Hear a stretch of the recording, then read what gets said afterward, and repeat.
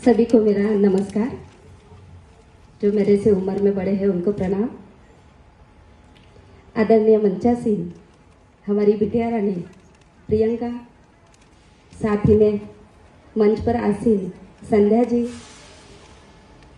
एवं आयोजक सभी को आने वाले महिला दिवस के उपलक्ष्य में बहुत बहुत बधाइयाँ मैं पहले ही दूंगी, क्योंकि आप लोगों ने प्रोग्राम ही बिफोर रखा हुआ है।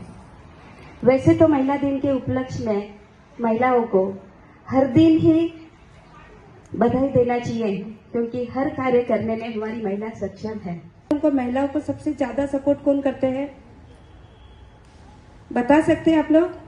दो चीजें होंगी, एक तो सही या गलत।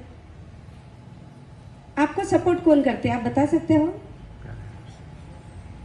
बोलिए बोलिए। ये देखो कौन करते हैं, राइट। सबसे पहले अपने पापा, सेकंड अपनी मम्मा। अपने मम्मी और पापा, जो कहा जाता है कि सबसे पहले अपने सास ससुर का सपोर्ट होता है, अपने हस्बैंड का सपोर्ट होता है, ठीक है, वो तो सभी के यहाँ पे होता ही है। बट मेन सपोर्ट अपने शादी के पहले अपने को जो मिलता है अपने पापा का और अपने मम्मी का मिलता है। तो चलो मैं मेरी बात ही शेयर कर लेती हूँ। एग्जाम्पल से बेटर अगर मैं मेरी बात शेयर करूंगी तो वो ज्यादा इफेक्टिव रहेगी। 30 मई को मेरी रिजल्ट आई बीकॉम की 95 में। 31 मई को 95 की मेरी शादी हुई। मतलब शादी के पहले दिन मेरी रिजल्ट आई। मेरा एम था, मुझे बहुत लगता था कि मुझे लॉयर बनना है, बहुत, मतलब आज भी लगता है कि मुझे लॉयर बनना था।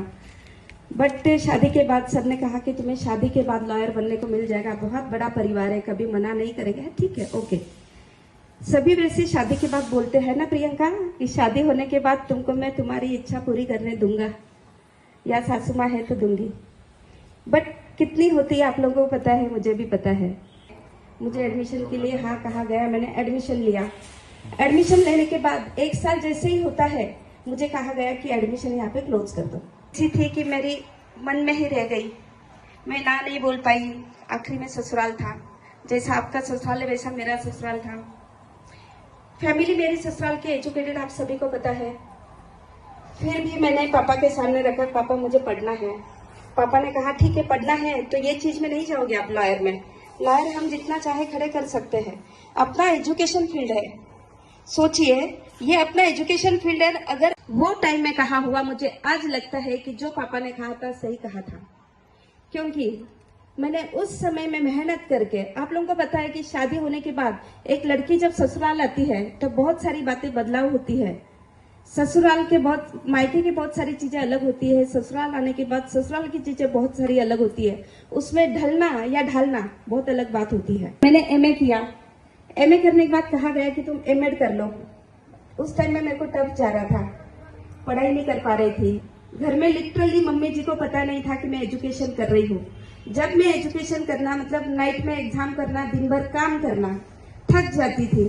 फिर भी अगर मुझे आगे पढ़ना है तो वो थक गई ये वर्ड मुझे आगे लाना नहीं था।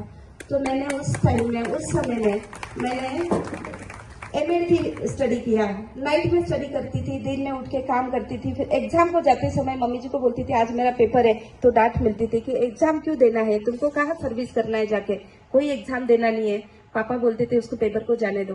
पापा ने एक ही उस दिन मुझे दो लाइन कही, लाइफ में ये कभी मत बोलना कि मैं थक गई हूँ, और सेकंड लाइन ये कभी मत बोलना कि मुझे नहीं आता है।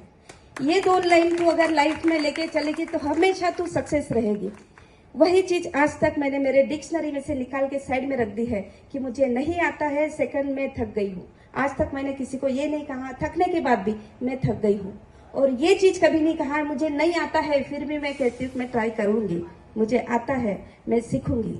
और एक पापा का कहना था पहले शुरू में कि ये अपनी लज्जा है। सबसे पहले तुमने अगर पल्लू सर पे रखोगे तो आज तुमको 200 आदमी लोगों के सामने भी अगर हम जाके खड़े होते हैं तो कोई हिम्मत नहीं करेगा अपने पास देखने की या उंगली उठाने की।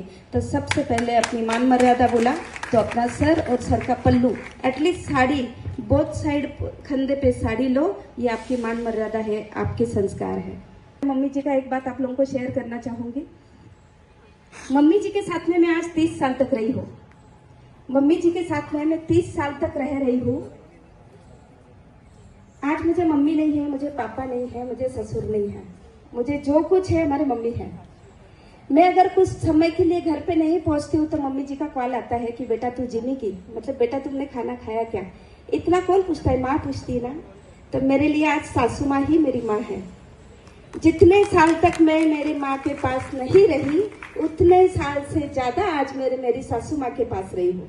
अपने घर को संभालते हुए, उनके घर की बातें कभी अपने कानों तक ना आते हुए बहुत अच्छा से घर को संभाला है। तो उनको अवार्ड देना बहुत जरूरी है। उनको आप मोटिवेट कीजिए, एनकरेज कीजिए। वही महिला दिवस का सच में एक अवार्ड रहेगा और वो महिला को एक सम्मान मिलेगा और वो महिला को एक पहचान मिलेगी। जो मुझे आज तक नेशनल लेवल तक के अवार्ड्स मिले हैं, 84 अवार्ड मिले हैं। तो जो 84 अवार्ड मिले हुए हैं वो मेरा काम देख के मिले हुए हैं। एक एज के बाद आप थक जाओगे, डेफिनेटली बहुत पैसा होता है। पैसा होने के बाद एक सर्वेंट रखा जाता है घर पे, सर्वेंट आप लोगों को देखेगा। मगर जब आपने इतना काम किया हुआ है, जब आपने इतना काम किया है तो आपको कहा तो भी मन में बुरा लगेगा कि अब मैं कुछ नहीं कर सकती हूँ या कुछ नहीं कर सकता हूँ। इसलिए आप अपना हेल्थ का ध्यान रखिएगा। ये महिला दिवस की मैं आप लोगों को बहुत बहुत शुभकामनाएं देती हूँ और अपने शब्दों को विराम देती हूँ। बहुत बहुत धन्यवाद। मैडम जी, 31 मार्च 1995 मैं लासलगांव वालों का बहुत बहुत आभारी हूँ जो उन्होंने अपना हीरा यहाँ भुसावल वालों के स्वाधीन किया था।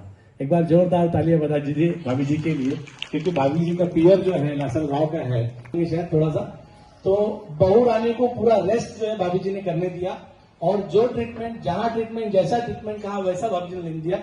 इसलिए एक अच्छी माँ आपके सामने है, एक अच्छी बहू आपके सामने है, एक अच्छी सास आपके सामने। जोरदार तालियां भाभी जी के लिए बजाएं।